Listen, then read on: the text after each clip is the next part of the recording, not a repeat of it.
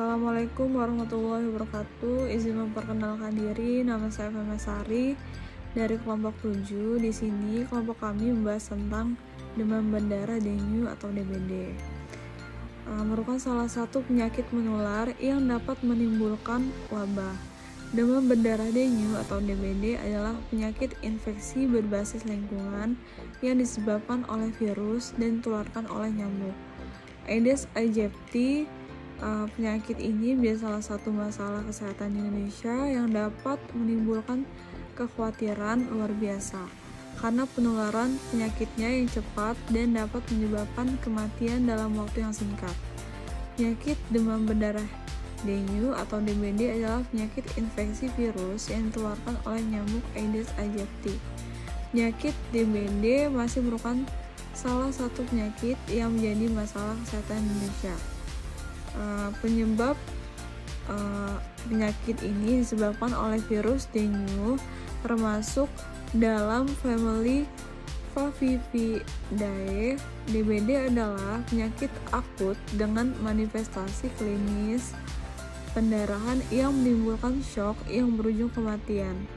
DBD disebabkan oleh salah satu dari 4 serotipe virus dari jenis Vivipavirus famili Flaviviridae.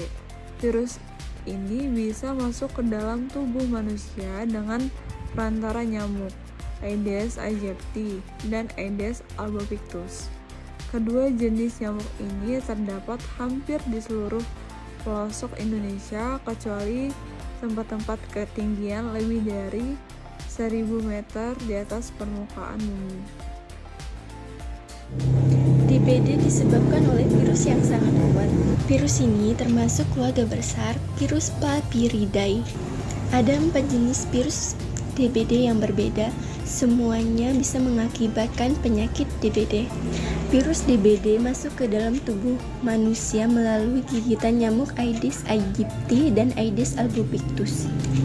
Jenis nyamuk ini bisa ditemukan di Indonesia kecuali di pegunungan yang sangat tinggi. Ketika nyamuk yang terinfeksi virus DBD menggigit seseorang, virus ini bisa langsung masuk ke dalam tubuh.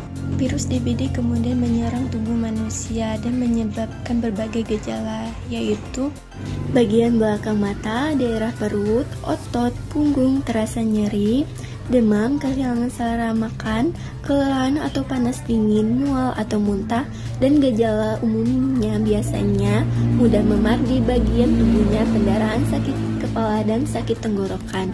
Nah, itu penyebab dan gejala DBD. Berikut beberapa pengendalian yang umum dilakukan. Yang pertama ada pemberantasan sarang nyamuk atau PSN, menguras, menutup, dan mendaur ulang tempat yang dapat menjadi sarang nyamuk. Plus, tambahan tindakan seperti menggunakan obat nyamuk, menanam tanaman pengusir nyamuk, dan memasang kelambu. Lalu yang kedua, peningkatan kebersihan lingkungan. Memastikan tidak ada air tergenang di sekitar rumah dan di lingkungan yang bisa menjadi tempat berkembang biak nyamuk. Lalu membersihkan selokan, kolam, pot bunga, dan wadah lainnya secara rutin. Yang ketiga, pendidikan dan penyuluhan masyarakat. Itu mengenai edukasi kepada masyarakat tentang bahaya DBD dan cara pencegahannya. Yang keempat, vaksinasi. Vaksinasi Dengvasia telah dikembangkan dan dapat diberikan kepada individu yang sebelumnya pernah terinfeksi dengue. Yang kelima, pemantauan jentik nyamuk. Melakukan pemantauan secara rutin terhadap jentik nyamuk di lingkungan untuk mengetahui risiko penyebaran DBD. Lalu ada pencegahan. Pencegahan penyakit DBD sangat tergantung pada pengendalian vektornya, yaitu nyamuk Aedes aegypti. Pengendalian nyamuk tersebut dapat dilakukan dengan menggunakan beberapa metode yang tepat, yaitu yang pertama lingkungan. Pengolahan lingkungan bertujuan untuk memutus siklus hidup nyamuk dengan cara menghilangkan tempat berkembang biaknya, seperti genangan air di wadah-wadah yang tidak terpakai. Lalu yang kedua biologis, ini mengenai pendekatan melibatkan pemanfaatan makhluk hidup seperti ikan pemakan jentik, contohnya ikan cupang, untuk mengendalikan populasi nyamuk. Yang ketiga, kimiawi.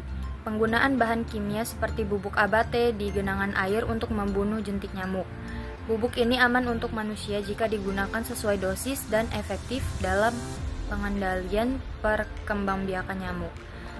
4. Lain-lain meliputi metode tambahan yang mendukung pengendalian nyamuk, seperti fogging atau pengasapan di area yang berpotensi menjadi sarang nyamuk, atau penggunaan obat nyamuk untuk perlindungan individu. Inti dari pencegahan ini adalah memastikan lingkungan tidak mendukung siklus hidup nyamuk, baik melalui pendekatan alami, biologis, maupun kimiawi. Hal ini bertujuan untuk menurunkan risiko penyebaran penyakit DBD. Sumber dan cara penularannya. Sumber penularan penyakit adalah manusia dan nyamuk Aedes. Manusia tertular melalui gigitan nyamuk Aedes yang telah terinfeksi virus. Sebaliknya, nyamuk terinfeksi ketika menggigit manusia dalam stadium paremia. Paremia terjadi pada 1 atau 2 hari sebelum awal munculnya gejala dan selama kurang lebih 5 hari pertama sejak timbulnya gejala. Terdapat 2 jenis vektor, yaitu Aedes aegypti dan Aedes albopictus. Aedes aegypti merupakan vektor utama. Cara penularannya melalui gigitan nyamuk betina Aedes aegypti dan albopictus yang telah mengandung virus dengue.